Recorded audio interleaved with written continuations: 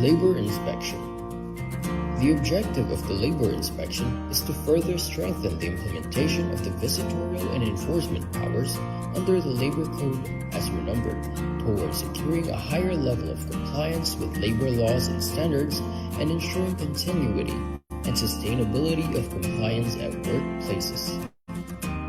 For this purpose, the Department of Labor and Employment delegates this function to the regional offices with the issuance of a list of labor inspectors who are given the authority of conduct inspection, which covers all private establishments, including their branches and workplaces in the regions. The regional offices enforce labor laws and social legislation through the conduct of labor inspection, occupational safety and health investigation, and technical and advisory visit. Special inspections may be conducted as may be deemed necessary. With the provision for mobile devices and gadgets, the DOLE developed an inspection management information system. An important feature of the system is data capture and transmittal from the field in real time, as an electronic checklist is filled up through the use of mobile devices and gadgets. Data are instantly available for viewing and processing to generate reports, statistics, and summons, including real-time monitoring of decent work indicators based on the country's decent work profile. Technical and advisory visit. The TAV, or Technical and Advisory Visit, aims to provide assistance to the micro-establishments, or establishments that have 1 to 9 employees, to be sustainable, productive, and competitive. It also aims to transition our micro-establishments to the formal economy that is profitable, while also complying with our labor laws and occupational safety and health standards. There are different ways or modalities to avail TAB. First is the online method. Establishments can enroll in the self-paced technical and advisory modules through our learning management system. For establishments that opted to go with online, they must accomplish the modules within 1 month from the time they registered. Second is on-site. The DOLE regional, field, and provincial offices conduct on-site or face-to-face orientation for the technical and advisory services, wherein micro-establishments are invited to attend. Third is hybrid setup. Establishments can enroll in on-site sessions and attend virtual meetings or webinars using various online platforms like MS Teams, Viber, Skype, Zoom, or Google Meet. Establishment owners carry a big responsibility to comply with labor laws, including submitting reports and providing documents like payroll records during inspections. But the manual filing process is a major challenge. They need to spend time, money, and effort to fill out forms and deliver them to the DOLE office, often dealing with traffic and delays. Sometimes, there's a long wait just to confirm if the report is accurate and complete. And it's not just employers facing difficulties. DOLE employees also struggle with limited manpower and the time-consuming task of reviewing and processing these reports. The time has come for change. What's required now is a more innovative, streamlined, and efficient process for handling compliance reports. One that will simplify life not just for businesses but also for DOLE employees. Welcome to the DOLE Online Compliance Portal, your all-in-one platform for seamless compliance submissions, designed to make compliance easier and more convenient for establishment owners. Telecommuting reports? Flexible work arrangement submissions? Reporting the 13th month pay? No problem. Even work accident or illness reports and the annual establishment report on wages, everything you need is now in one convenient portal. Plus, the DOLE Online Compliance Portal now includes the latest requirement for reporting movie and television shoots under Department Order 246, Series of 2024. All your compliance needs in one place, quick, secure, and hassle-free. With the DOLE Online Compliance Portal, registering your establishment is a breeze. Our automatic registration system ensures you are instantly compliant with OSH Standard Rule 1020. Once submitted, your certificate of registration is immediately available for download, saving you time and effort. Your establishment has been flagged for non-compliance during labor inspection. Don't worry. Required documents can be submitted quickly and conveniently. And if you're missing certain policies, like a mental health program or OSH program, we've got you covered with downloadable templates. Submit these documents directly through the portal, where DOLE inspectors will review, provide feedback, and keep you on track for compliance. With admin access on the DOLE online compliance portal, the labor inspectors can easily review the submitted reports and documents from the establishments. If further verification is needed, they can schedule an online meeting through Google Meet, all within the portal. This streamlines compliance checks, saving time and making the process more efficient for everyone. It's a smarter, more efficient way to stay compliant and keep your business running smoothly. Welcome to a new era of compliance, simplified, fast, and effective with the DOLE online compliance portal.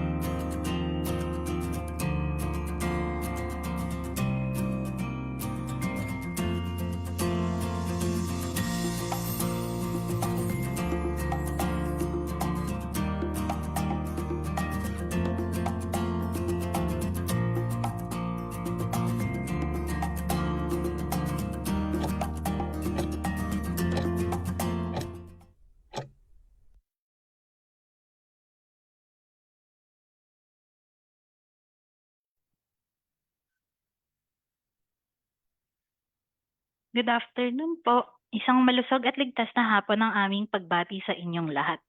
Welcome to Webinar Wednesdays, hatid sa atin ng Department of Labor and Employment, hosted by the Bureau of Working Conditions. I am Dr. Sheila Fortin Faborada and I will be your host for today's webinar. For today's episode po, ang topic natin ay Protecting Workers During Illness, a Guide to Sickness Benefits. Magandang topic po ang ating tatalakayin ngayong hapon dahil ito ay tungkol sa ating Employees Compensation Program ng ECC. At kasama po dito sa mga sakit na maaaring makuha natin sa ating mga workplaces ay tuberculosis. Sa ngayon po, tuberculosis po ay remains as one of the world's deadliest infectious diseases. At nito pong 2024, tinataya pong 2.7 milyon na tao sa buong mundo ang nagkasakit ng TB. Kabilang na po dito ang 5.8 milyon na mga kalalakihan at 3.7 milyon naman po ang kababaihan. At mayroon naman pong 1.2 milyong batang tinamaan din po ng TB. Ang TB po ay matatagpuan or makikita natin lahat sa lahat ng bansa at maaaring makaapekto po ito sa kahit anumang edad. At tuwing March 24 po, tayo po ay nagdiriwang ng World TB Day. Ito po yung araw na natuklasan po ni Dr. Robert Koch ang bakterya na nagkukos ng tuberculosis. Ito ay tinatawag na Mycobacterium tuberculosis. Samantalang, ang Employees Compensation Program naman ay isang programa po ng gobyerno na nagbibigay ng tulong pinansyal at benepisyo sa mga empleyado, both po sa private at sa public sector po. Pati na rin po ang mga self-employed na members ng SSS kapag sila ay nagkasakit, nasugatan o namatay dahil sa trabaho. So before po we begin this interesting webinar episode, may we first ask for the Lord's guidance and blessing. Let us bow our head and put ourselves in the holiness of God the Father, the Son, and the Holy Spirit. Dear Almighty and ever-loving God, we glorify and thank your name. You have showered us with so much blessings, and your presence continuously remind us of your faithfulness and guidance. May we humbly ask you to shower our speaker today of your greatest inspiration, so that he may share the most of his knowledge, his field of expertise, and to his respective topics. May we also absorb the invaluable knowledge, experiences, and put it into practice that we may learn today. Your infinite blessing would mean the success of this webinar.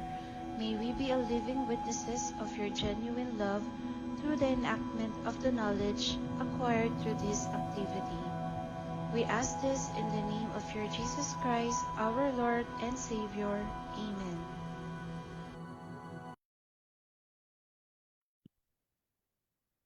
Yan. Magandang hapon po ulit at welcome po sa Season 4, Episode 6 ng Webinar Wednesdays. Para po sa ating mga Facebook Live viewers, wag po natin kalimutang mag-like, heart at wow react sa ating webinar dahil nakatitiyak po tayo na marami tayong matututunan ngayong hapon. Likewise po, don't forget to share this live stream on your Facebook accounts and use the hashtag Webinar Wednesdays. You may also share this to your colleagues, friends, and families para po mas marami tayong magkaroon ng mga bagong kaalaman. For your questions or inquiries naman po, feel free to use the comment section at aasahan po natin na ito ay sasagutin ng ating resource speakers mamaya sa ating mga question and answer session. Ngayong World TB Day po, 2026, ito po ginanap ay kahapon, no, March 24. May tema po tayo na, Yes, We Can End TB. Led by countries, powered by people. Muli nating kinikilala na ang laban kontra tuberculosis ay hindi lamang usaping pangkalusugan, kundi isang mahalagang usapin ng proteksyon at kapakanan ng ating mga manggagawa. Batay sa pinakahuling datos ng WHO po, tinataya po tayo na mayroong 10.7 million na kaso ng TB ang naitala kada taon sa buong mundo na nagreresulta ng humigit kumulang 1.23 million na pagkamatay po.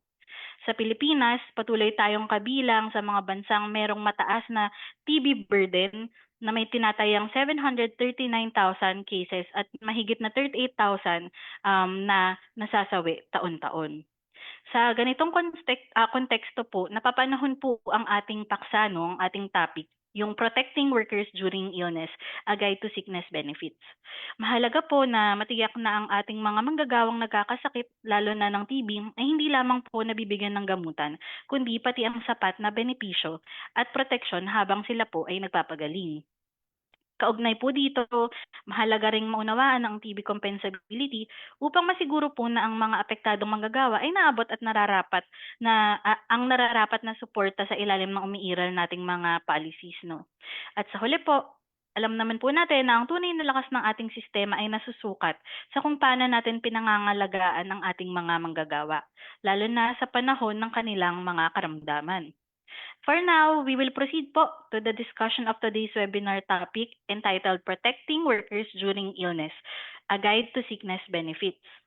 Dahil ang topic po natin ngayon ay nangangailangan ng field expertise, we have with us two resource persons po, both of which are experts from their fields.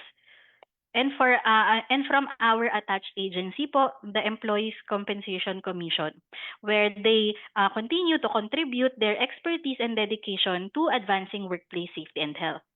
Our first speaker for this afternoon is a graduate of Bachelor of Arts in Communication Arts from University of Santo Tomas and holds a master's degree in Public Administration from Wesleyan University, Philippines. She is currently an information officer at the Information and Public Assistance Division of the ECC, where she serves as the lead information officer in conducting seminars for domestic workers and delivers EC program webinars and face-to-face trainings for both the private and public sectors. She will talk about the compensability of diseases. Everyone po, please welcome our information officer, Miss Eunice Chu. Right, thank you so Hello much. po, good afternoon po. Good afternoon, ma'am. Thank you so much for that introduction. So once again po, I am Eunice Chu from the Employees Compensation Commission, and I will be discussing about the Employees Compensation Program. So let me share my screen po.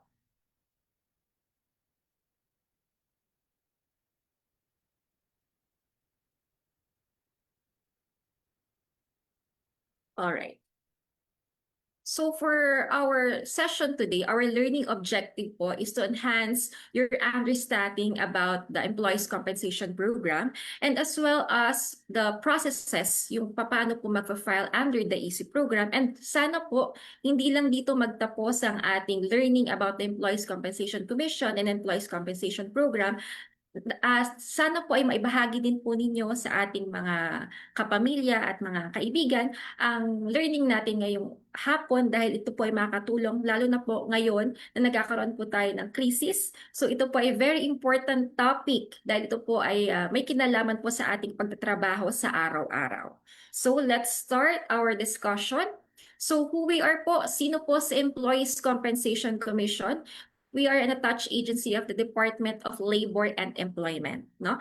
And 1974 pa lang po may ECC na. However, not everyone is aware about this agency. So bakit nga po ba hindi masyado kilala si ECC? Yan po ay tatalakayin natin ngayong hapon.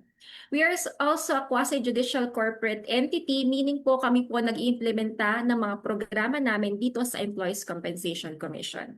And kung hindi nyo po maitatanong sa dami po ng mga benefits under our government, no, nakahanay po kami sa SSS, GSIS, PhilHealth at Pag-ibig. Nagbibigay din po si ECC ng benefits and services para sa mga ating workers or Filipino workers na nagtatrabaho. So malalaman po natin ang lahat ng yan sa discussion natin ngayong araw. Paano nga po ba tayo naging covered or covered ba tayo under the EC program? Sino-sino po ba yung mga eligible members natin at paano po nagiging compensable ang inyong mga pagkakasakit or pagkakaroon ng injury under the Employees Compensation Program.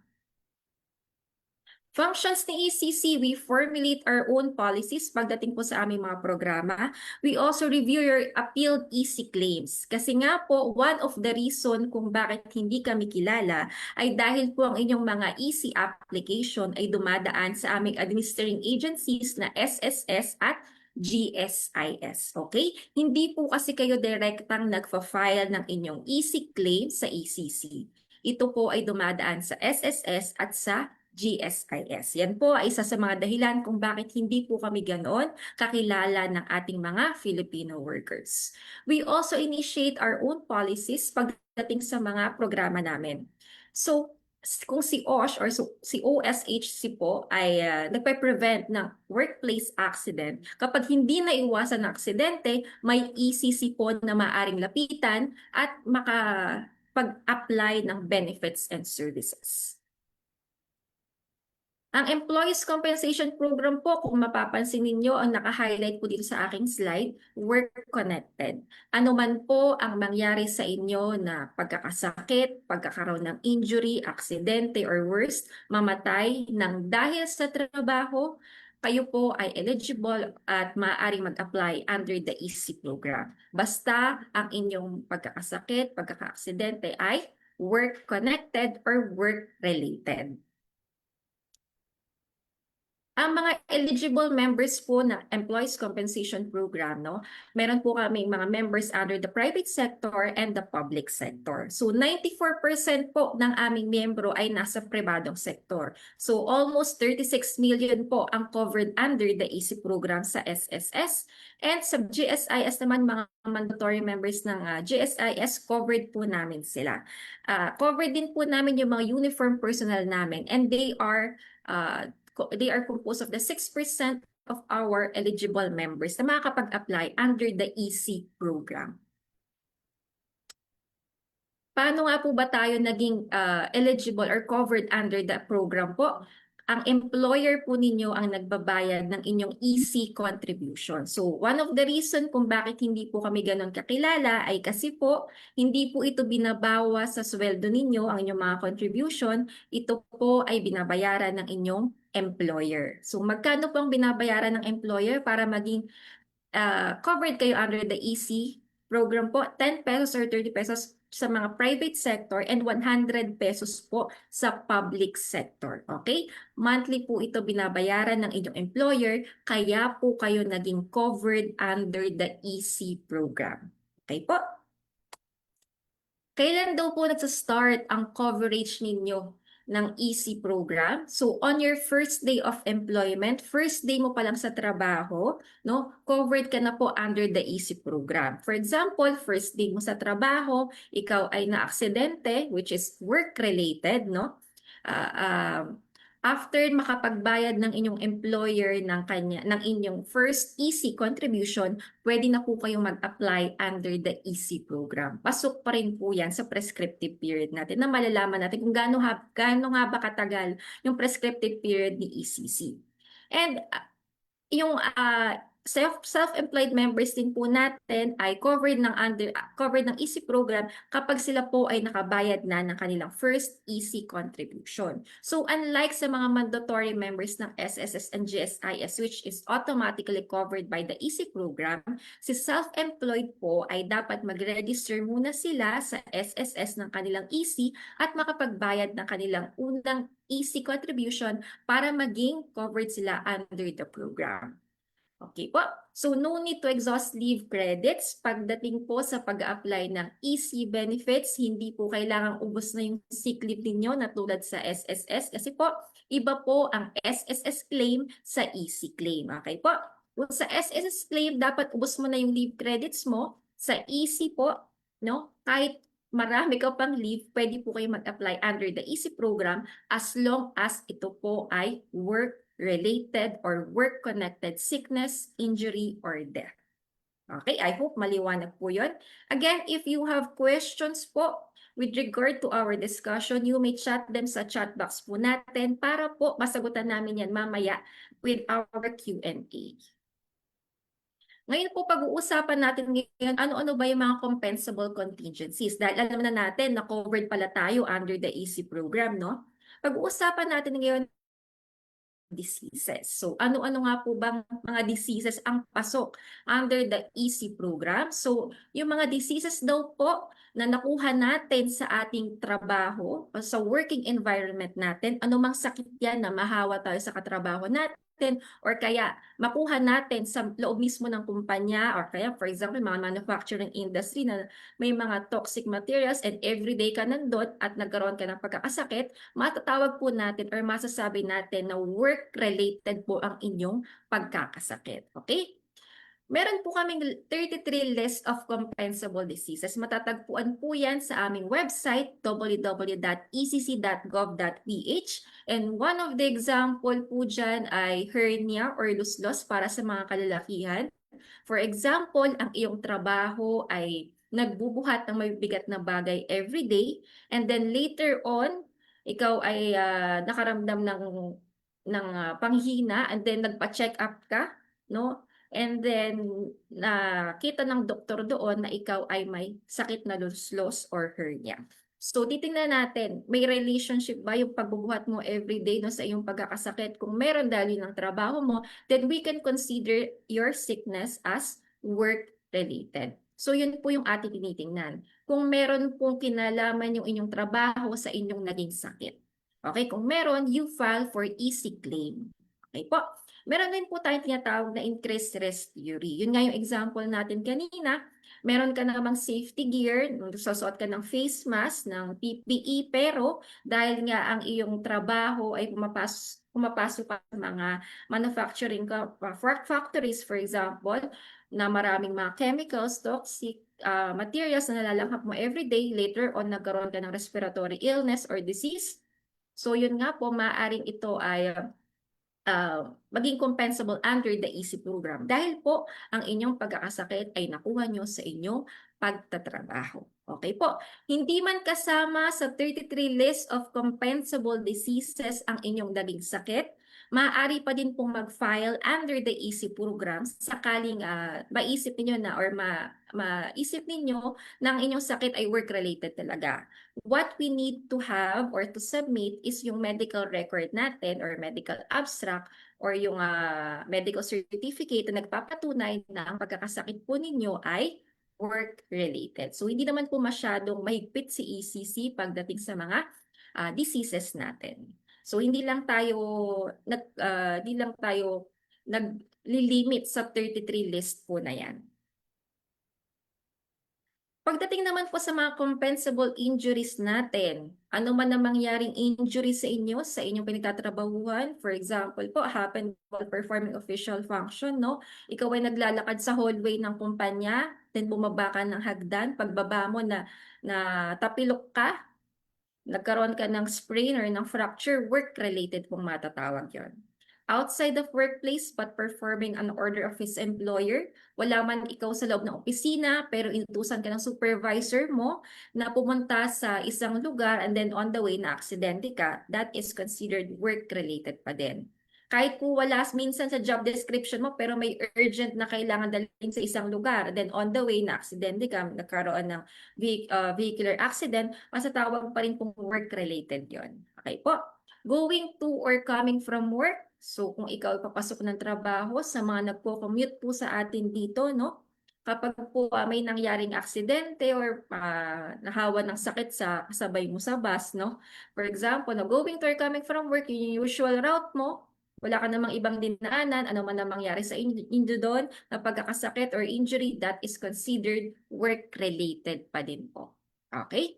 While ministering to personal comfort, for example po, nag-CR tayo, nadula sa CR, nagkaroon ng concussion, work-related po. Okay? While in a company shuttle bus, isama na din natin dyan yung during a company-sponsored activity, pag may mga team building activities tayo or kaya may mga sports fest, which is almost yung mga ginagawa natin dyan ay mga physical activities. Ano man ang mangyaring injury dyan sa inyong activity, kahit may waiver pa si company, no, na yung company daw po ay hindi liable, no. However, parte po ng trabaho natin na umattend sa mga ganyang activity. So whatever happened to you na injury during those activities, you can file for easy benefits and services natin. Death of an employee due to assault. So kung ikaw ay nagtatrabaho and then may biglang nanloob sa inyong opisina at bigla ka na lang bigla ka for example sinuntok dahil meron siyang mental disability. For example lang naman po, no? Then nagkaroon ka ng injury, that is considered work-related pa din po. Okay? Meron lang po tayong tinatawag na accepting circumstances na maaaring makapagpa-deny ng inyong mga easy application. For example po, intoxication. Kung ikaw ay nakainom ng alak or kaya nakainom ng ipinagbabawal na gamot kaya ka na-aksidente sa trabaho, made-deny po ang inyong easy claim. Again po, yung mga application natin, ito po ay dadaan sa evaluation at mga doktor po ang mag-evaluate niyan. So sila po yung makakapagsabi kung work-related nga po ba talaga ang nangyari sa inyo or hindi. So pag nakita nila na ikaw ay nakainom kaya ka na-aksidente sa trabaho, maaaring ma-deny po ang inyong easy claim. Number 2, notorious negligence. May kapabayaan po sa inyong parte kaya kayo na aksidente. For example, very common po ito sa mga construction workers natin, no? Binigyan ng safety shoes, ng hard hat, ng safety vest pero hindi sinusuot. And then nagkaroon ng aksidente, nahulugan ng mabigat na bagay. No, maaaring ma-deny ang inyong easy claim dahil may kapabayaan po sa inyong part dahil hindi nyo sinuot yung mga PPE natin kaya kayo na aksidente. Okay, may mga ganyang instances po. Willful intent to injure oneself or another, sinadyang saktan ng sarili mo kaya ka nagkaroon ng injury or kaya may sinaktan ka nakatrabaho mo. So ikaw kahit may injury ka, hindi ka makakapag-claim under the easy program. Pero yung katrabaho mo na wala namang ginawa, bigla mo na lang sinaktan, nagkaroon ng injury, no? Siya po maaari siya makapag-claim. However, ikaw na nag-start ng gulo, maaaring ma-deny ang inyong easy application. So yan po yung ilan sa mga example natin na maaaring makapagpa-deny ng inyong mga easy claim application. So tatlo lamang po yan. Again, intoxication, notorious negligence, willful intent to injure oneself or another. Ngayon po na alam na natin na meron po pala tayong employees compensation benefits and services, alam na din natin na ang mga mandatory members ng SSS, GSIS ay covered under the program. Alam na din po natin kung paano naging compensable ang mga diseases. Dapat may kinalaman yung sakit mo doon sa ginagampanan mong trabaho. At kapag ikaw ay nagkaroon ng injury during your work or yung work hours mo, ikaw ay aksidente, So masasabi natin na work-related ang pangyayaring yan. So pag-uusapan po natin ngayon, ano-ano po ba yung mga benepisyo na maaaring ma-avail under the EC program. Number one, we have the sickness or disability benefits, which is our loss of income benefit. Medical benefit, which is our medical reimbursement. Carers allowance, death and funeral benefits, and rehabilitation services.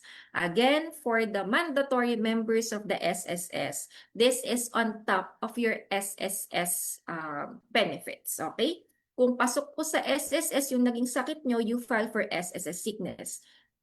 Additional, kung work-related din ang pagkakasakit mo, you file for EC application. Dalawa po yung maaaring yung i-file, isang SS at isang EC. However, sa mga mandatory members naman ng GSIS, so syempre po, kapag public worker ka, kapag ikaw ay nasa gobyerno, kailangan exhausted muna yung iyong leave. So yan po yung exclusivity of benefits ng GSIS bago ka makapag-avail ng GSIS benefits. So what you have to do is to file for EC sa GSIS kasi yun po, regardless kung may leave credits ka pa, you can file right away ng EC benefits. Ang requirement lang natin dyan, dapat po ang inyong sickness or injury ay work-related. Okay? So, iisa-isahin natin. We have loss of income benefit for the temporary total disability. Ito po yung hindi nakapasok ng ilang araw dahil sa pagkakasakit. And then, after a few days, nung pumasok na parang walang nangyari. That is the temporary total disability. So, maximum po natin for the loss of income benefit is 480 pesos per day for the private sector. So, kung sinabi ng doktor sa medical certificate mo, recommendation niya na magpahinga ka ng 120 days, you can file for EC claim na 120 days times 480 na loss of income benefit. And it can be extended up to 240 days. So, depende po yan sa recommendation po ng inyong doktor. Okay? As for the government workers po, ang mga public sector natin, your loss of income benefit per day is 200 pesos. Okay, however, we already have a board resolution to increase that amount to 600 pesos. So we are just waiting for the IRR, implementing rules and regulations. Okay, so for now, 200 pesos per day for the public sector. For the permanent partial disability, so mga nagkaroon ng amputation or functional loss of a body part, meron po tayong chart dito, no? Kapag naputol po ang isang parte ng katawan, may total number of months po, or ito po yung maximum number of months na maaaring i-recommend ng doktor na kayo ay magpahinga. So, for example, ang naputol po ay isang thumb o hinlalaki ninyo. So, maximum number of months is 10 months. Kung yun po yung recommendation ng doktor na magpahinga kayo, you can file for EC loss of income benefit na 10 months. That is 480 pesos times 10 months for the private sector. Okay, so ganun lang po siya. And of course, we have the permanent total disability. Para naman ito sa mga hindi na nakabalik sa trabaho nang dahil sa kanilang pagkakaroon ng disability. Okay, for example po, nabulag ang dalawang mata nang dahil sa trabaho, loss and function of both limbs, dalawang kamay, dalawang paa ang nawala ng function, or brain injury resulting to imbecility or insanity. So hanggat hindi sila nakakapag-gain ulit ng kanilang income, tuloy-tuloy yung kanilang loss of income benefit. Okay, that is our permanent total disability. For our medical reimbursement, no, kapag po tayo ay na-ospital ng dahil sa trabaho or work-related na nangyari sa iyo, na-aksidente ka, sinuod ka sa ospital, na-exhaust na yung PhilHealth mo, nabawas na sa bill, pero kulang pa rin yung pambayad. Meron kang health card, for example, pero kulang pa rin yung pambayad mo sa ospital. Nag-out-of-pocket expenses ka, galing sa sarili mong savings. Yung galing sa sarili mong savings, yun po yung maaaring ma-reimburse under the EC program. So if ever man po na kayo ay magkaroon ng aksidente or magkasakit at na-hospital po kayo, make sure na yung mga resibo po natin, medical abstract, medical record ay tabi or meron po kayong kopya para ma-compute po ng maayos ng system natin kung magkano po yung maaaring ma-reimburse under the EC program. Not a total of 100%, but a maximum of 60% of your out-of-pocket expenses ang maaaring ma-reimburse po from ECC or from the EC program natin.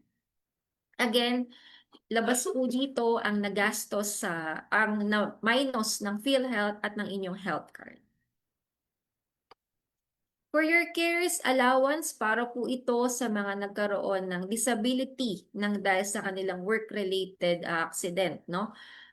Kung wala po silang kapamilya or wala silang kasama sa bahay, ito po automatic naman to na binibigyan natin sila ng CARES allowance, which is 1,000 pesos per month para man lang meron silang pambayad sa isang tao para sila ay may tagabantay man lang. Okay? So yan po yung ating CARES allowance. Automatic naman ito if you have filed for your disability or EC disability natin.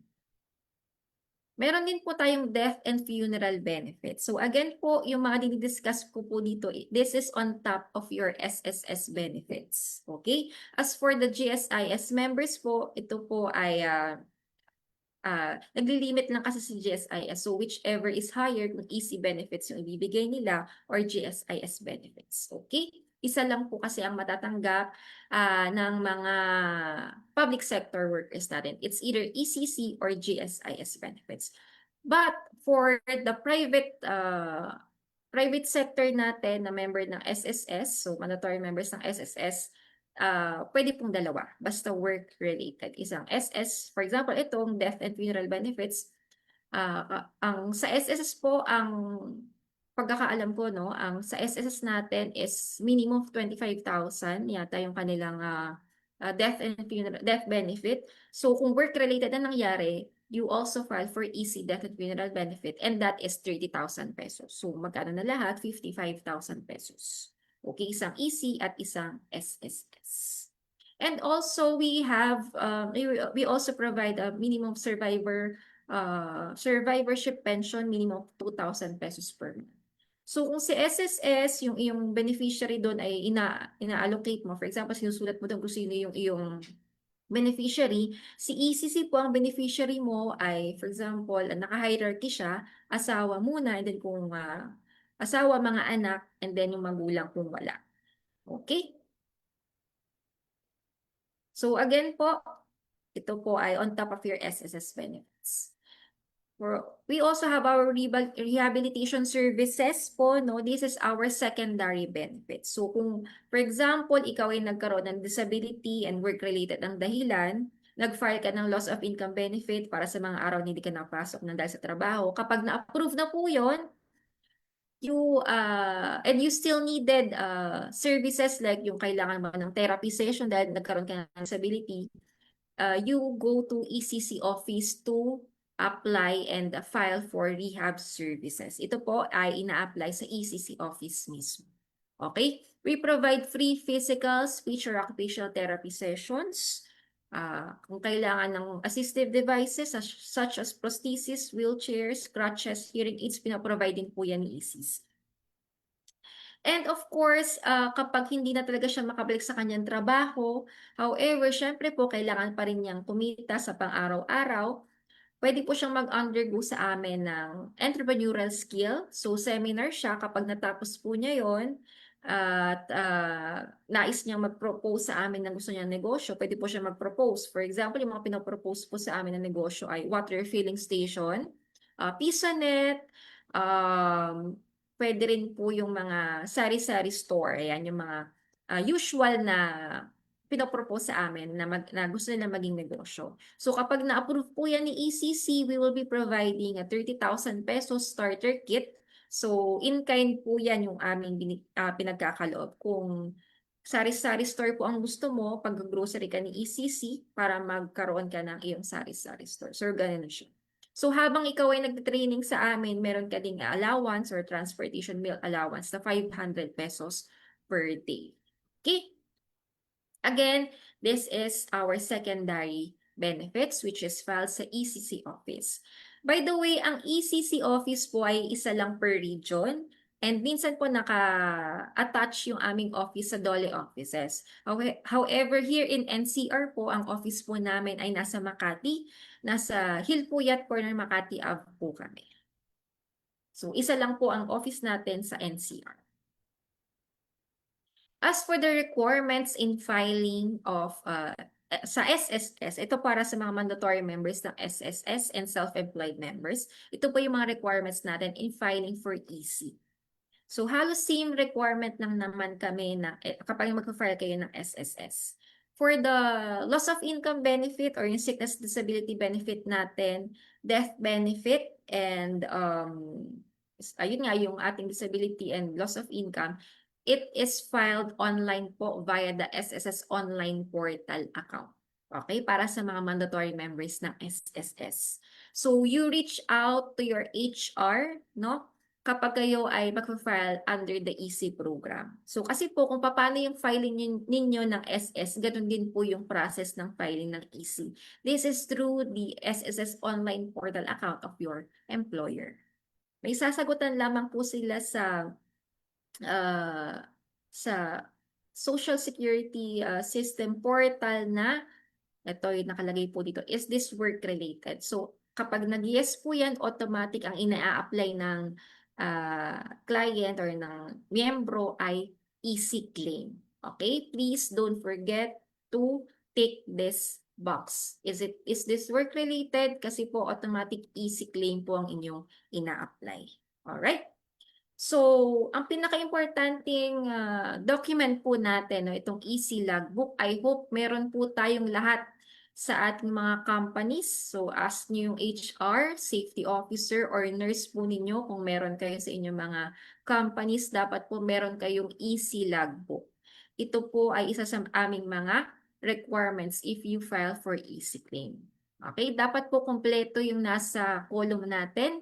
So, date of entry tsaka date of notification. Minsan po kasi, kung sino man yung may hawak ng EC logbook, no, kapag sinabihan siya ng empleyado na siya ay nagkaroon ng sickness or ng accident, workplace accident, hindi pa niya agad sinusulat sa EC logbook. So, dapat po within 5 days may sulat na yan sa EC logbook. Kasi po, kapag nag-file si employee ng EC claim niya at walang EC logbook, maaaring magkaroon ng penalty ang company. Okay po. The name of employee, sino yung nagkaroon ng work-related sickness or injury, date of contingency, place, saan po nangyari yung sickness or accident, anong nangyari sa kanya, number of days hindi nakapasok dahil sa work-related contingency niya, and then remarks and other information na pwede niyo pong ilagay dyan.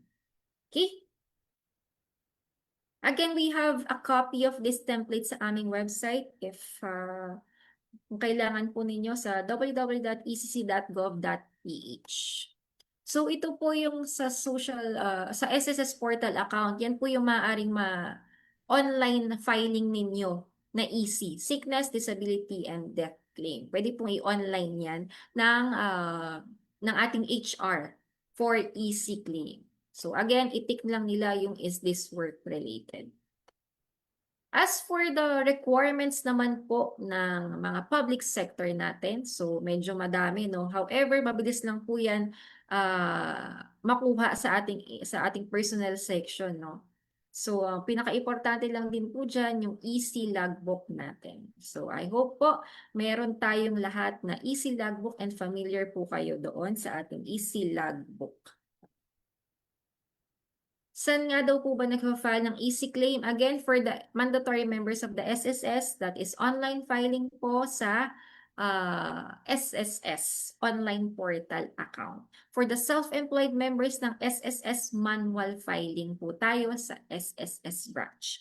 For the mandatory members of the GSIS, including the uniform personnel, tayo po ay manual filing sa GSIS branch. Okay? Kung ano po yung malapit na GSIS branch ninyo, doon po kayo magpa-file ng inyong EC claim application. May mga instances po na, for example, nag-file si HR ng inyong EC sa SSS Online Portal account at nag-reply ang system nila na rejected or denied kasi hindi siya work-related. However, you believe what happened to you is work-related, you file for motion for reconsideration. So, if re-refile mo lang siya, sulat ka ng letter na, please, reevaluate my EC claim because I believe what happened to me is work-related, then ikwento mo kung bakit siya naging work-related. And then you resubmit your application manually sa SSS branch ninyo.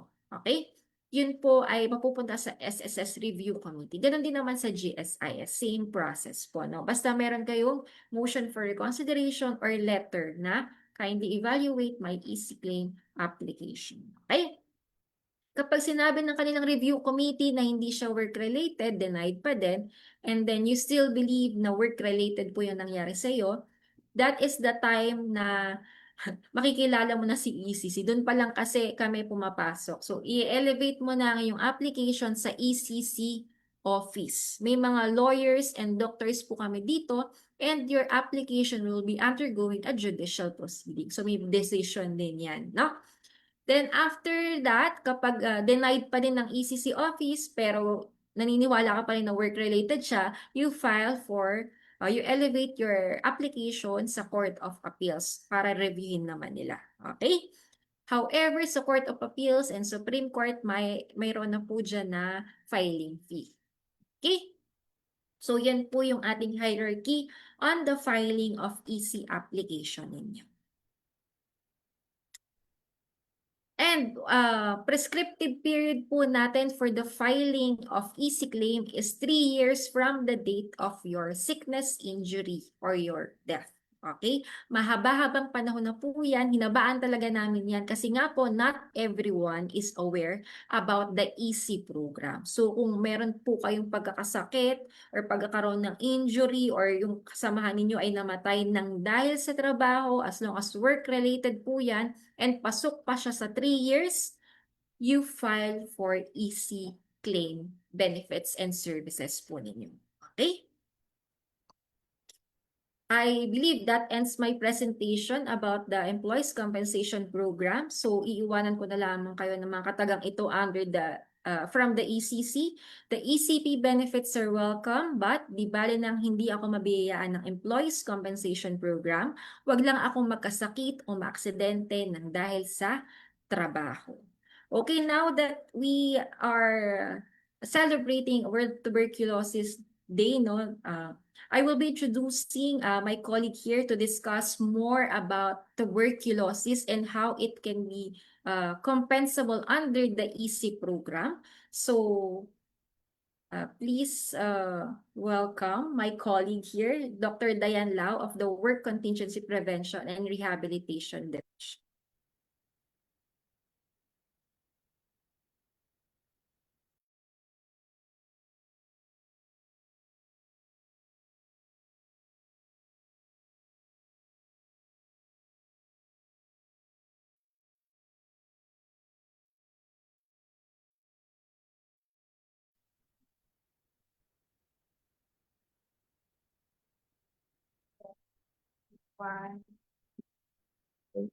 Thank you, Ma'am Eunice.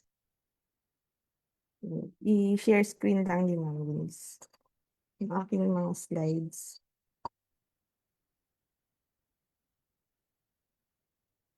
Yun. So, I will be discussing, good afternoon everyone.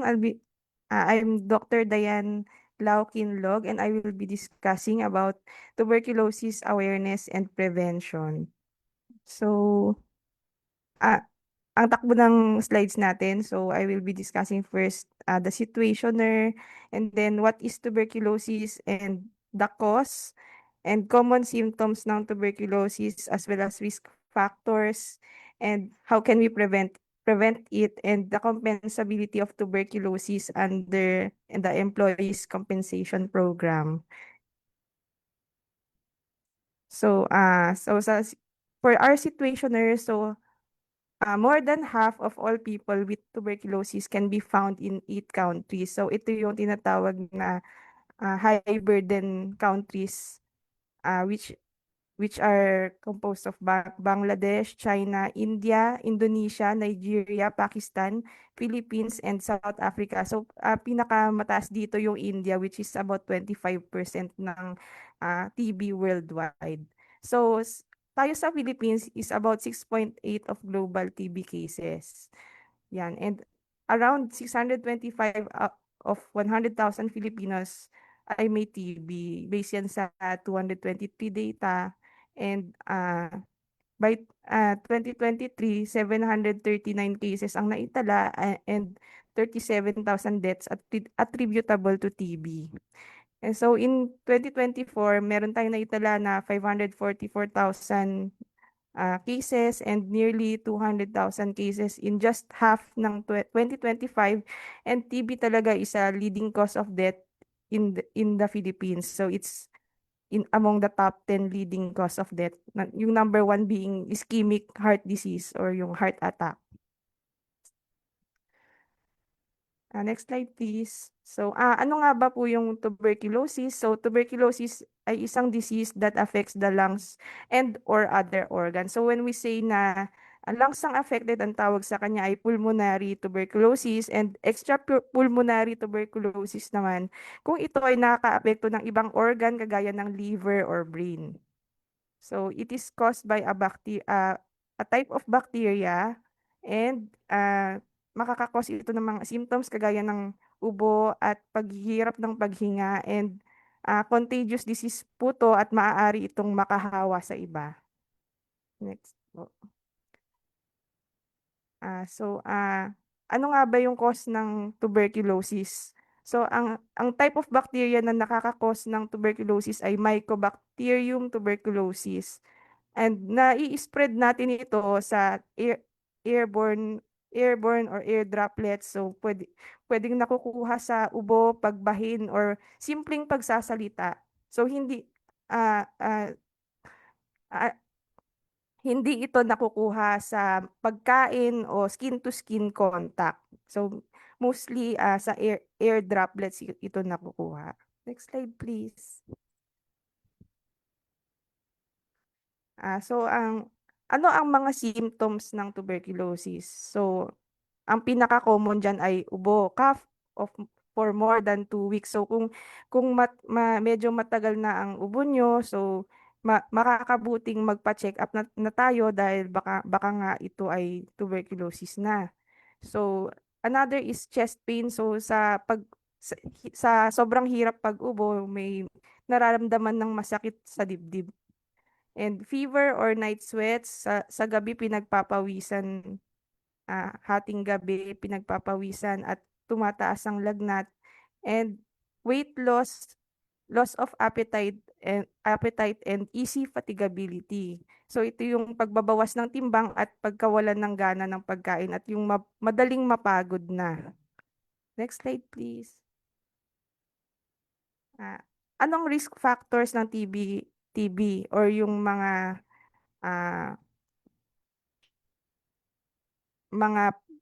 paano masasabi na at risk tayo sa pagkakaroon ng TB? So ito yung having an immature, impaired, or weakened immune system. So yung mga mahihina ang resistensya, including mga bata at mga baby pa. May mga long-term illness kagaya ng kidney disease, diabetes, or HIV, or recently nakatanggap ng organ transplant, and pwede ring mga cancer patients undergoing chemotherapy. Ito po yung mga condition na mababa ang resistensya ng tao at more prone tayo na magkaroon ng TB kung tayo ay merong long-term illness or yung mga conditions na ito. So, pwede ring at risk tayo na magkaroon ng TB kung tayo ay nagtatrabaho sa mga workplaces na merong known na TB cases kagaya ng hospital, skilled nursing facilities, or other healthcare facilities, and sa mga jails kung saan overcrowded and poorly ventilated ang ating workplace. Or if tayo ay close contact with a known case, or kung sa bahay natin may close contact tayo or family natin na meron ding TB. So posible rin tayong mahawa. Paano naman natin mape-prevent, maiiwasan ng pagkakaroon ng TB?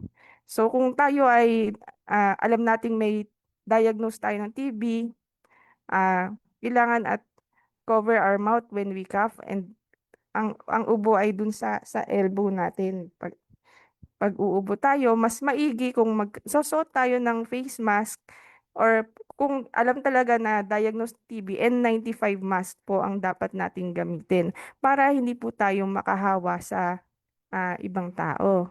And washing of hands thoroughly and often. So gamitin natin yung proper hand washing techniques, which is about 20 seconds, or sa isip natin yung dalawang happy birthday song na sinasabi nila sa paghuhugas ng kamay. And idamay natin yung likod ng kamay and yung ilalim ng kuko pag naghuhugas tayo. So ito ay para sa mga taong may ubo, para hindi na mag-spread ang bacteria sa iba. And avoiding close contact with diagnosed or suspected cases. Suspected cases din.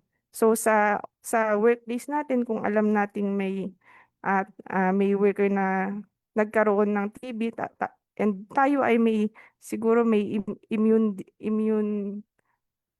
para may sakit na nakakababa ng resistensya, maaaring umiwas tayo sa mga known cases. Make sure you take all your medications as prescribed. So kung ikaw ay may sakit na TB, siguraduhin natin na iinumin sa oras lahat ng mga gamot na pinrescribe ng doktor, and not returning to work or school until you've been cleared by your healthcare provider. Sundin natin ang bilin sa atin ng doktor or ng TB.center kung saan tayo nagpapatingin, and hindi tayo dapat pumasok sa school or sa work until maklear po tayo. Ang TB po kasi ay hindi na siya contagious after 2 to 3 weeks of continuous treatment. Pero kung sa workplace natin ay may mga taong may cancer or naging cancer patient dati, or diabetes, or may mga kasama tayong mahihina ang resistensya, kailangan po natin i-consider na kung ikaw ang HR, i-consider nyo po yung condition ng ibang mga makakasama ng isang TB patient na work din. So i-weigh nyo po yung situation sa opisina nyo bago kayo decide kung pababalikin sa work ang isang worker na na-diagnose na with TB. Next slide, please. So ang TB ay compensable under the ECP. So siya ay nasa number 27 nung list namin ng mga compensable diseases. So ang conditions for compensability ay any occupation involving close contact and frequent contact with source of tuberculosis infection by reasons of employment. Example dito, mga doctors or nurses, and occupations involving but not limited to high-risk occupational groups. So ito yung mga high-risk occupational groups na tinutukoy dito. Next slide, please.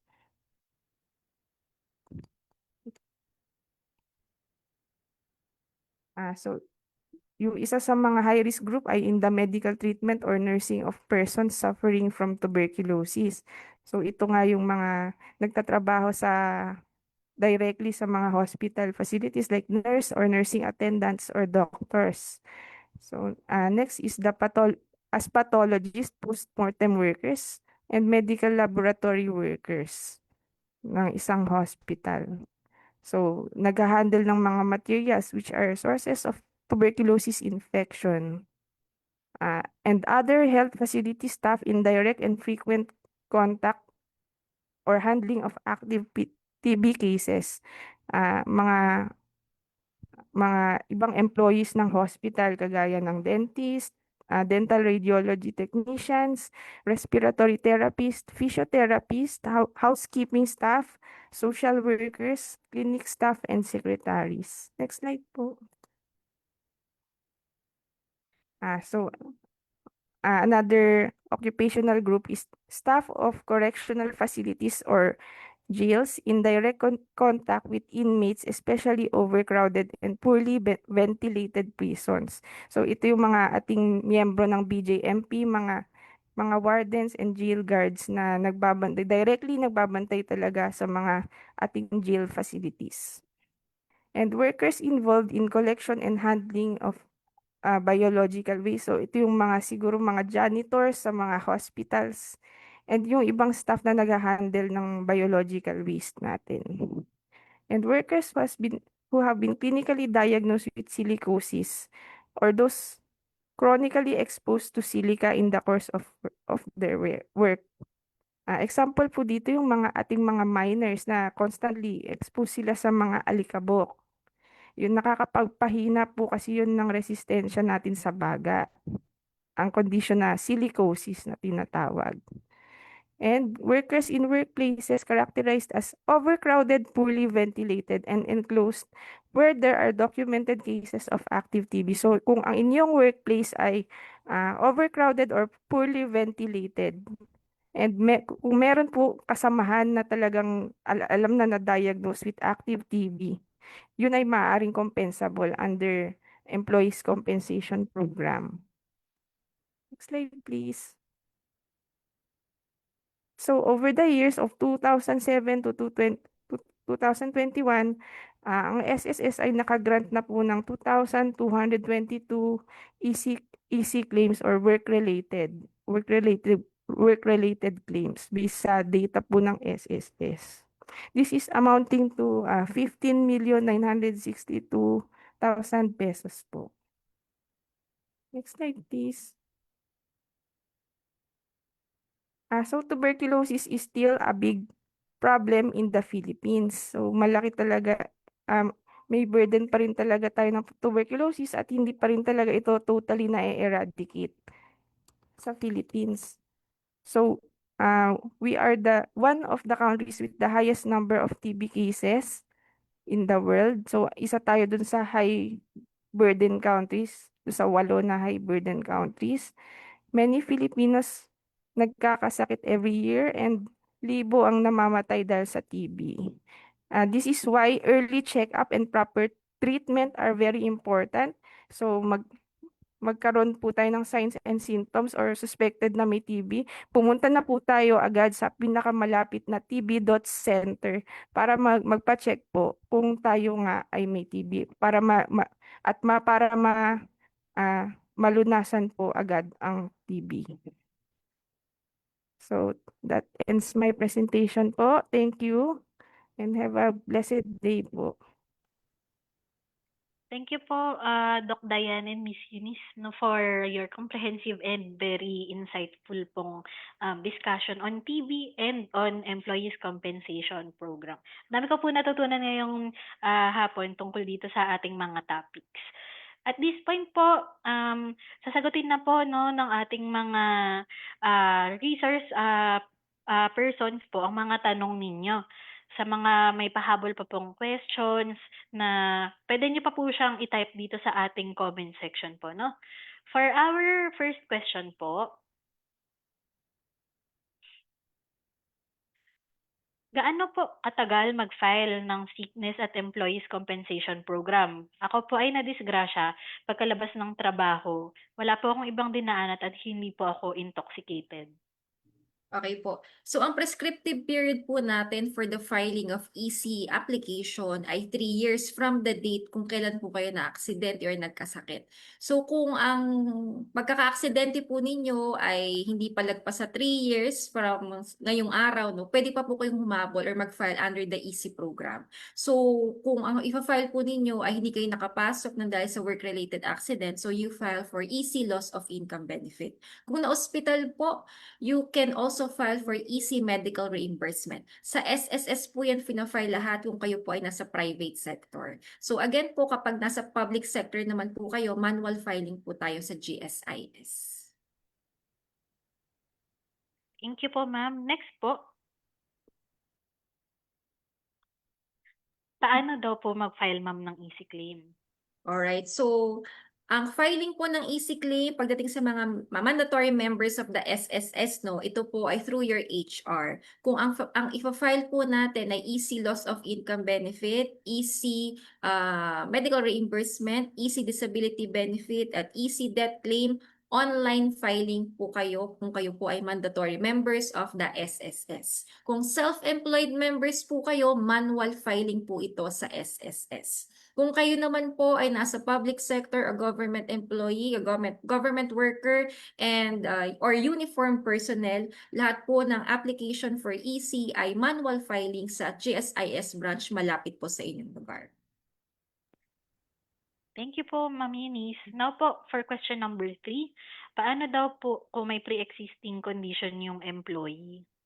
Alright po. Sa pre-existing condition po, again po, exclusion po ng Employees Compensation Program natin yung aggravation of your existing illness or condition. Kung meron na po kayong sakit at kayo po ay pumasok sa isang trabaho at yung trabaho po na yun nakapagpalala sa inyong pagkakasakit, maaaring ma-deny po ang inyong easy claim dahil po wala pong kinalaman yung inyong trabaho. Dahil may existing condition na nga po kayo bago kayo pumasok doon sa pinagtatrabahuhan ninyo. So, maaaring ma-deny po ang inyong easy claim. Hindi po natin or exclude po sa compensability ng benefits ang aggravation of your illness or pre-existing illness.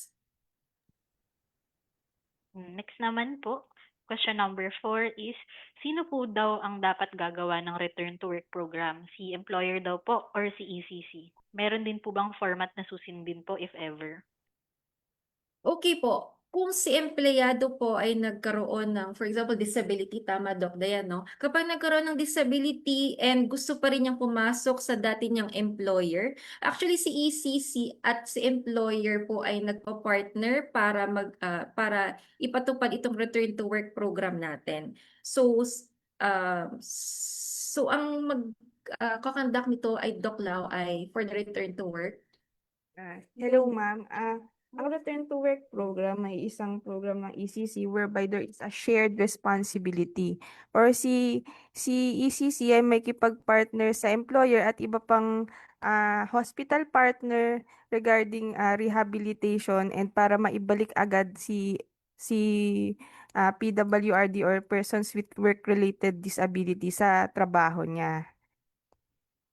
So meron tayong tinatawag na case coordinator. So, sa company, may designated case coordinator and makikipag-coordinate ang aming staff or the disability management officer namin sa work coordinator ng inyong company para mag-negotiate regarding kung ano ang maganda para sa pasyente, sa mga worker na naaksidente, kung paano kung ano ang magiging part ni employer sa pagbabalik ni employee sa trabaho. I-additional lang natin, no, Doc Lau, kapag po kasi ang return to work program po, binibigay po yan sa mga nagkaroon ng disability ng dahil sa kanilang trabaho. Sakaling gusto nilang bumalik at hindi na nila kayang gampanan yung dati nilang trabaho, isa sa mga program natin, itong return to work program, ay pwede silang ilipat ng division or department para makabalik muli sila sa kanilang pinagtatrabahuan o dati nilang company. Meron ding instances po na nakikipag-partner tayo sa employer para gumawa, for example, ng ramp or rail kung wala po dun sa kanilang kumpanya. So, papagawa po natin para makapasok siya muli dun sa kanyang dating pinagtatrabahuan. So, yun po yung ilan sa mga example natin. So, again, sino po yung kailangan natin or yung makikipag-usap? Si employer pa rin. Employer side po or si HR. So, makikipag-coordinate po siya sa ECC office para sa ating return to work program ng ating PWRD or persons with work-related disability. Thank you po, Doc Diane and Ma'am Eunice, no, sa comprehensive na pagsagot po nung question na yun. Now po, on to question number 5 po. May duration time po ba yung going to or coming from work or going home? Okay po. Sa mga ganyang instances po, ang rule lang naman natin dyan ay dapat yung usual route na dinadaanan mo papasok at pauwi ng trabaho, yun pa rin, wala ka ng ibang ruta na dinaanan. However, may mga instances na, for example, umuwi siya tapos ginagawa pala yung daan kaya nag-iba siya ng route. So, kinoconsider pa rin naman natin siya. Again, lahat po ng application ninyo ay dumadaan sa evaluation and investigation. Kung reasonable naman yung time ng oras ng pag-uwi ninyo, dahil alam naman natin na medyo traffic nga dito, no? Actually, parang hindi na yata ngayon kasi medyo tumaas na agos, kaya konti na lang ang nagdadaan sa kalsada, no? So, kung reasonable naman yung time ng inyong pag-uwi or pagpapasok sa trabaho, so yun po yung ating titingnan. Usually, may mga police report naman po yan if vehicular accident ang nangyari. Kung reasonable lang time ng papasok or pauwi na na-aksidente ka, we consider po yung mga ganyang instances and it can be compensable under the EC program. Okay po. Next po, for clarification lang po, ibig sabihin po ba if naka-apply na po sa Pag-ibig or SSS or GSIS, hindi na po namin need mag-apply sa ECC? Thank you. Alright. If you are in the private sector, ang application po talaga natin ay dadaan sa SSS. Ngayon po, may option po doon, tatanungin kayo ng SSS online portal account kung work-related po ba siya or hindi. Kung work-related siya, so i-tick mo lang yung option na yon and automatic po considered na po siya as EC application. And magre-reply naman po siya si system natin. Nakalagay po doon type of claim, EC. So kung hindi easy yung na-apply mo, ang lalabas po doon ay SSS. So ganun po siya. I-make sure po natin na yung type of claim ninyo ay easy. So automatic po yan sa system natin, online filing for the private sector. Ngayon po, kapag sa public sector, again, manual filing po tayo sa GSIS. So sa GSIS po, kapag nag-file kayo na work-related, automatic easy claim po yun. So, iba po kasi yung sa GSIS law natin. Okay po. Thank you, ma'am. Next po ay, may mechanism ba si ECC to determine psychiatric-related illnesses due to stress from work?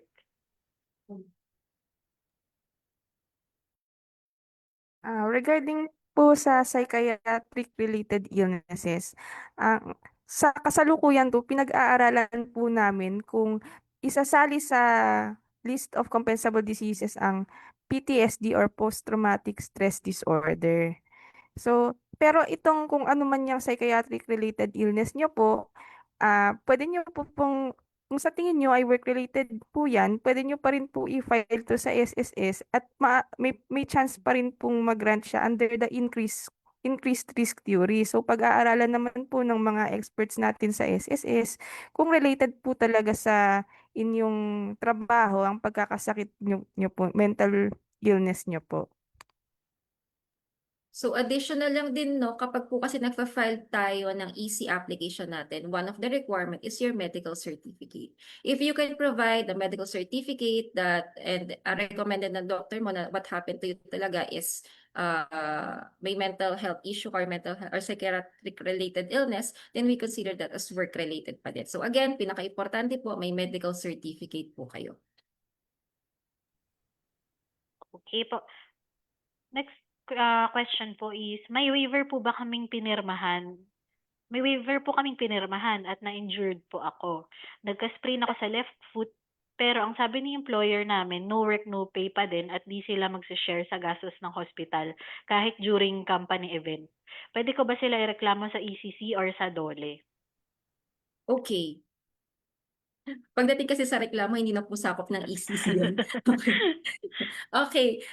Pagdating sa mga ganyang activity, so syempre, parte pa rin yan ng trabaho mo na umattend sa mga activity like team building activity, for example, or kaya mga sports fest, no? Kahit may waiver pa si company, basta kahit may waiver si company na hindi daw siya liable in case magkaroon ng injury ang empleyado, no? Sa ECC po, covered pa rin siya under the EC program kasi considered pa rin siya as parte ng trabaho mo ang pag-attend sa mga ganyang activities. So if ever man po na kayo ay magkaroon ng injury, hindi kayo makapasok sa trabaho dahil sa work-related injury nyo during the company-sponsored activity, you file for EC loss of income benefit through the SSS online portal account.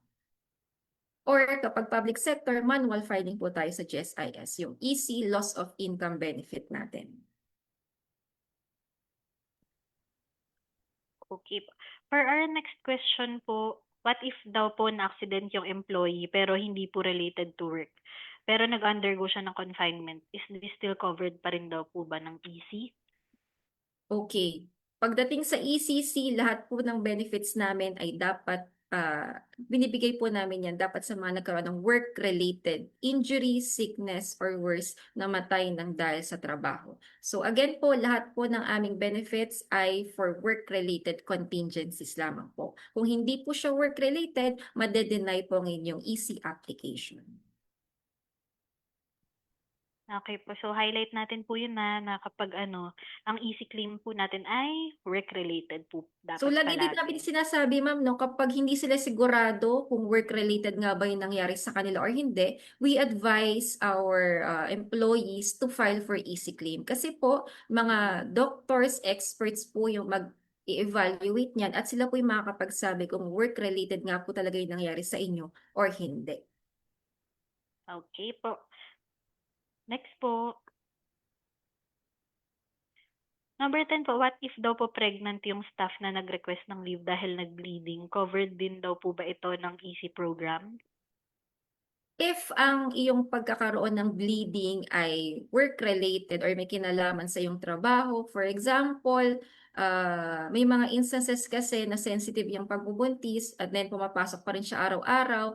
And then ang findings ng doktor, kaya siya nag-bleeding ay dahil sa kanyang paglalakad, for example, na malayo mula bahay, for example, hanggang sa kanyang trabaho, yung mga ganyan pong activity, maaari naman po silang mag-file under the EC program. So magiging covered pa rin siya as long as mapapatunayan natin yung pag-bleed mo ay dahil sa iyong trabaho. Okay po. For the next question, hello ma'am, question lang po. May nangyari na team building this month po ang aming company at dito sa beach po.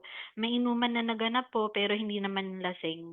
Nakainom lang po. Habang ongoing ang team building, nadapa at natusok po yung dibdib ng kahoy na tumago sa likod. Sa likod, pasok daw po ba ito sa ECC? Okay, again po, kung hindi kayo sigurado kung work-related siya or hindi, pwede po kayo mag-file under the EC program. Hindi po si HR o si employer ang pipigil dapat sa inyo. Karapatan nyo pong mag-file under the EC program kung gusto nyo po at nais nyo po mag-file. No? May mga instances lang po na maaaring ma-deny ang inyong EC claim kapag number 1, yung tatlong bagay na aking binanggit sa aking discussion kanina. Number 1, intoxication. Kung ikaw ay nakainom, kaya ka na-aksidente, maaaring ma-deny ang inyong EC claim. So, sa case mo, ikaw ay nakainom pero hindi naman ganun kalasing, no? Nakainom pa rin po yun. So, if you want to file for EC application, so you file for EC. Medical doctors po ang magre-review niyan, sila po yung makakapagsabi or magsasabi kung work-related ba siya or hindi. If you feel that what happened to you is work-related, kahit konti lang na inom mo, so na-aksidente ka talaga, so you file for EC claim. Wala pong pipigil sa inyo mag-file under the EC program. It will be undergoing an evaluation naman po. Okay, for the next question po, kailan daw po ba dapat mag-file ng EC benefits? When's the maximum days to file? Online po or walk-in? Okay, kailan dapat mag-file ng EC benefits? Again, yung requirement kasi natin is medical certificate. For example, binigyan ka ng doktor na recommended sa'yo is magpahinga ka ng 3 days. Then after 3 days, pwede ka naman mag-file under the EC program pag pumasok ka na. Again, 3 years po yung prescriptive period natin. Kung gusto mo mag-file after 3 years, basta pasok pa po sa 3 years, pwede pa po yan mag-file. Once the maximum days to file, again, yun po, hindi po days, years po ang ating prescriptive period. For the private sector po, online filing po tayo sa SSS online portal account. Kapag self-employed member po kayo ng SSS, walk-in po sa SSS branch. For the public sector po and uniform personnel, walk-in lang po tayo sa GSIS branch po na malapit sa inyo. Okay po. Next po, just an inquiry. If a private employee still has company sick leave, she or he cannot file sickness, right? How about EC benefit? Can he or she file it even though there is no SSS sickness application? Yes po. Yan po ang pagkakaiba namin ni SSS. Kung sa SSS po, dapat exhausted na yung leave credits mo. Si ECC po, kahit marami ka pang leave, basta work-related ang nangyari sa'yo, you can file under the EC program. Okay po. Next po. What if po yung immediate family daw po yung nagkasakit at na ospital? Covered daw po ba yun ng EC benefit, ma'am? Okay, ang covered member po natin ay yung currently working and mandatory members of the SSS and yung member natin na self-employed kung sila po ay nagbabayad ng kanilang EC contribution. Covered din natin mandatory members and uniform personnel, mandatory members ng GSIS and uniform personnel. Kung yung immediate family po ay currently working mandatory member ng SSS or ng GSIS, covered po sila under the program. Kung hindi naman, for example, baka naisip niya yung dependent niya, no? Hindi po natin covered yung mga dependent members, yung mga dependent po natin sa ating pamilya. So again, worker lang po na mandatory members of the SSS and GSIS. Hindi po pwedeng ilipat din yung inyong Apo. benefit. Opo. Yan po. I hope po na-clarify po yung tanong na yan. And yung next question po natin is, ano po ang document na need kung naoperahan daw po yung paa pero wala pong na-provide na histopath at outpatient po yung procedure. So, hindi siya makapasok at masakit daw po yung paa niya. Okay po, kung hindi nakapasok, so you can file for easy loss of income benefit. For sure naman po, we can provide yung medical certificate, no? Kung meron po tayo. Kung walang medical record, I believe yung ating medical certificate from your doctor mismo will suffice po yung ating requirements. However, may mga instances din kasi na nanghingi pa ng additional document si SSS. Kung ano man po yung document na hingin nila, kasi po sila po yung nag-evaluate ng inyong EC application, kapag may hingin pa ang system natin na additional document, you provide na lang din po. Okay po. Thank you po. Next po, bakit po HR lang ang pwede mag-file ng ECP claim? Hindi po ba pwedeng personal?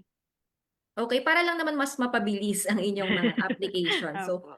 for the private sector, I believe sa private sector ito, no? So, online filing yung easy loss of income benefit natin, easy disability benefit, ito yung magkaroon ng amputation and functional loss kasi may number of days na hindi sila makapasok ng dahil sa kanilang disability. That is also the easy loss of income benefit and death benefit. Ngayon naman po, kung hindi nyo dadaan sa HR, pwede naman tayong mag-walk-in sa SSS. Okay? And requirement kasi natin, or hindi naman requirement, ang process kasi natin pagdating dito sa EC claim application ninyo through the or via the SSS online portal account, diretso po kasi ito sa inyong account na naka-enroll sa inyong disbursement enrollment account sa SSS. Hindi na po ito dadaan sa inyong employer. Diretso po ito sa enrolled account ninyo or disbursement account sa SSS. Hindi din po kasi namin ina-advise na i-advance ng mga employer yung inyong EC claim kasi iba po yung computation. So again po, pwede naman po mag-personal. So baka i-suggest din kasi sa inyo na, ni SSS branch na mag-online filing kayo. So if hindi makapag-online si HR, pwede po kayong magtungo sa SSS. Pwede naman, wala naman pong bawal. Okay po.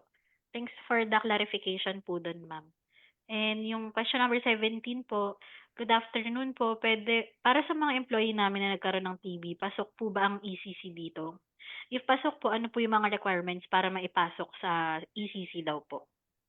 Okay, as far as Doc Lau's discussion, no, medyo viral din itong TB, tama ba, Doc? Hindi naman ka-viral tulad ng hindi katulad ng COVID, no. Medyo less yung kanyang pagka infectious, no.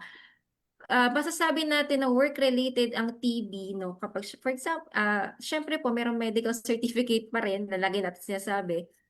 Very important po yung medical certificate natin and EC logbook, okay? Kapag nagkaroon ka ng TB, for example, nagpa-check up ka at may TB ka, you inform your employer, your safety officer or nurse na may hawak, kung sino man na may hawak ng EC logbook na meron kang sakit na yan. Para kapag mag-file ka under the EC program, they can certify it. Kasi meron po dun, di ba, sa column natin, yung nature of contingency, place of contingency. Kung sa tingin mo, doon ka nahawa sa opisina, doon ka nagkaroon ng TB, then sulat mo yan sa EC logbook, then you file for EC.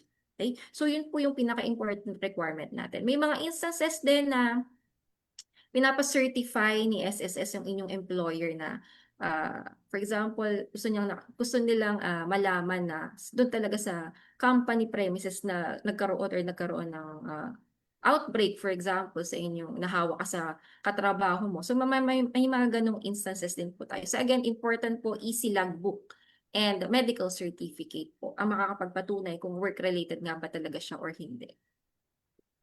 Okay po. Next po,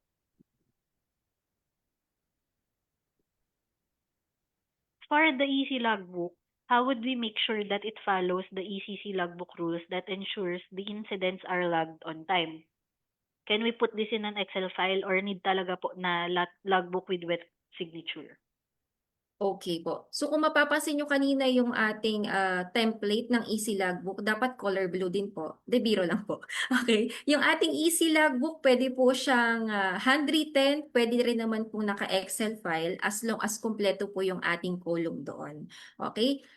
HR, safety officer, again, nurse, dapat po meron tayong EC logbook. Kung saan man po ito nakasave, dapat ano siya, accessible. Kasi kung mag-a-apply si employee ng kanyang EC claim, dapat readily available ito sakaling manghingi siya ng kopya.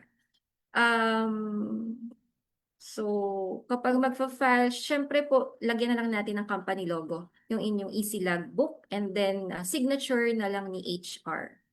Okay, pwede naman e-signature, electronic signature kung naka-Excel file siya.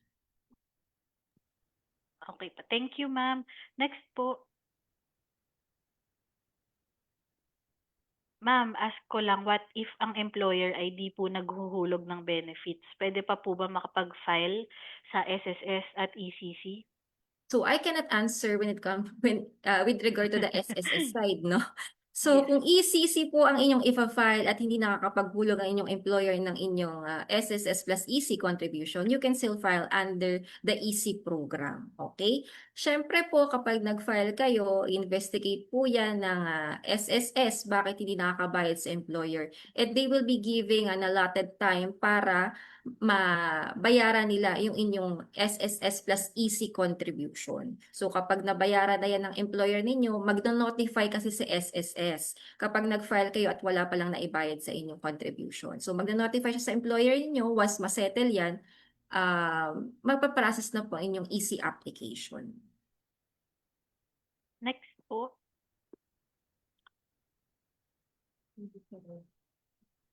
denied due to late filing of EE to ER. Denied due to no remaining compensable days after deductions. Pwede po ba mag-ask kung anong ibig sabihin ng reason of rejection na ito? Denied due to late filing of employee to employer? O baliktad yata to. Denied due to remaining compensable days after deductions. Parang sa SSS yata na denial ito. Okay? Pag mga ganyang instances, pwede naman po tayong mag-reach out sa SSS, call them directly so we can know ano ba talagang ibig sabihin ng kanilang denial na ganyan. So, linawin natin sa SSS. Anyway, SSS and EC claims are evaluated and processed sa SSS. So, you reach out to SSS directly and ask ano bang kailangan gawin para or kaya mag-file ka ba ulit? Ano bang nangyari sa application mo? So, it is best to reach out to SSS directly po. Okay po.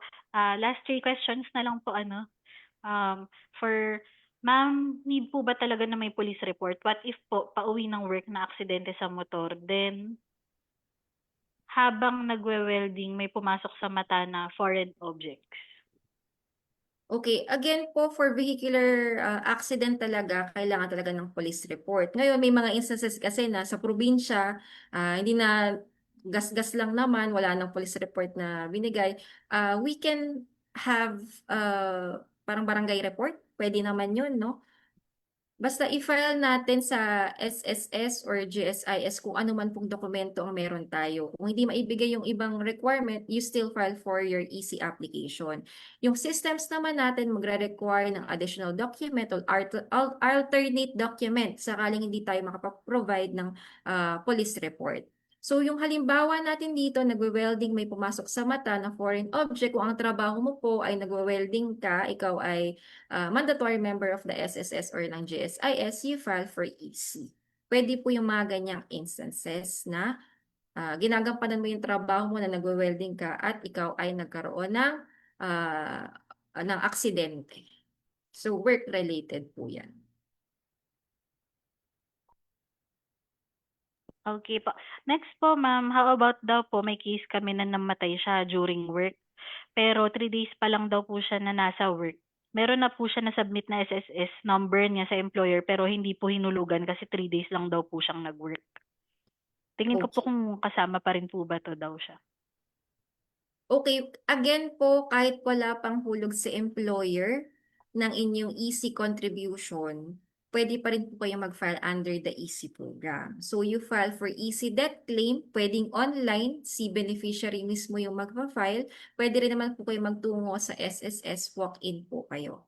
Yung mga requirements naman natin, yung usual requirements natin ng death certificate, o kung namatay nga, no, death certificate, medical certificate, kung meron pa, EC logbook, certificate of employment kasi employed naman na siya nung siya ay nagkaroon na or namatay sa kanyang work, no? So, pasok pa rin naman siya. So, we file for EC application po sa SSS or sa GSIS.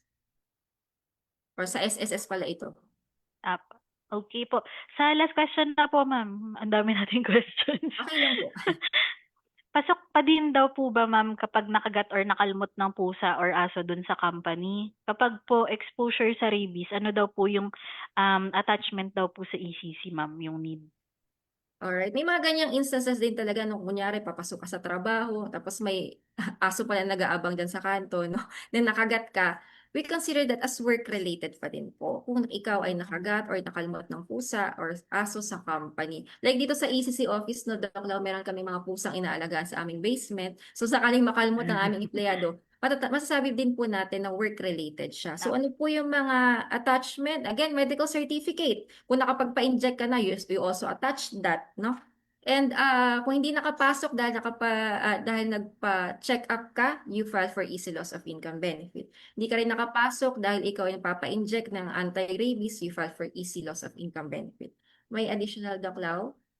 Add ko lang po, di ba ito nakalmot or nakagat lang ng aso. So possible na hindi po siya umabsent sa work.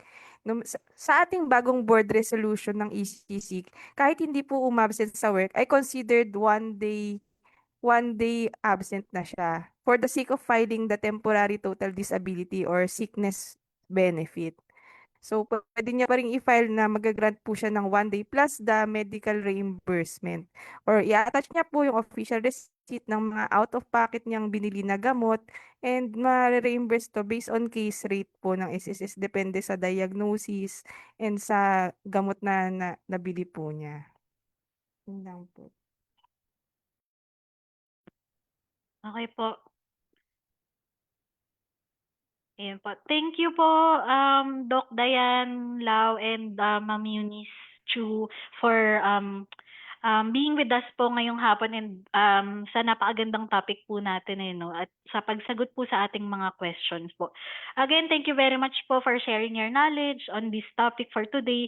If ever meron pa po ba kayong final words or thoughts that you would like to leave po to our Facebook Live viewers?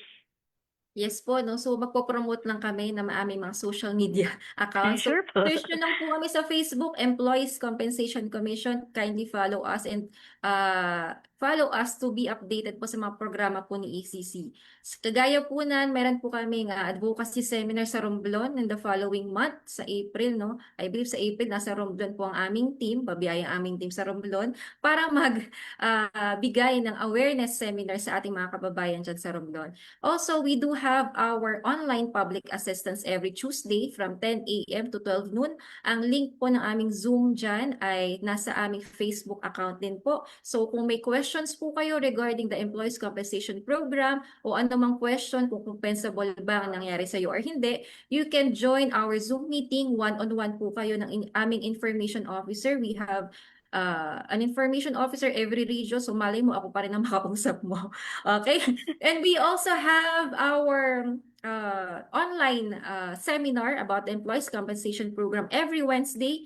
Ngayon yun, no? Meron kami ongoing seminar. Meron kami 9:30 a.m. session. Meron din naman po kami 1:30 session sa afternoon. And the registration links are all posted sa aming Facebook account. Okay po. Thank you po, Doc Dayan and Ma'am Eunice. Thank you po. Sa susunod na Miyerkules po, samahan niyo naman kami sa isa pang napapanahong talakayan, no, tungkol po ito sa heat stress.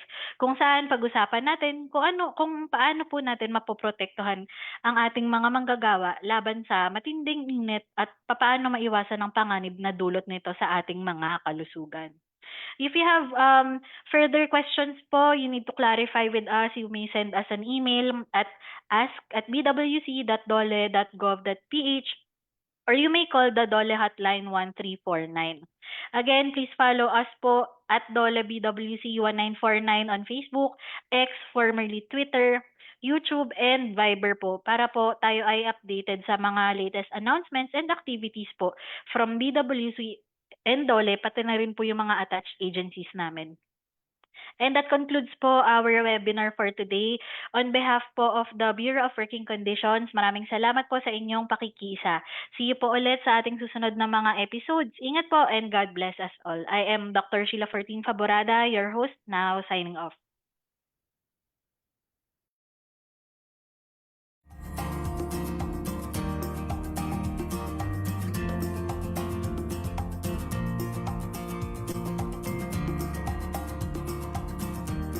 Para sa mga katanungan at karagdagang impormasyon, maaari po tayong tumawag sa Dole Hotline 1349 o sumuni sa mga Dole Regional o Field Office na nakakasakop sa inyong lugar paggawa.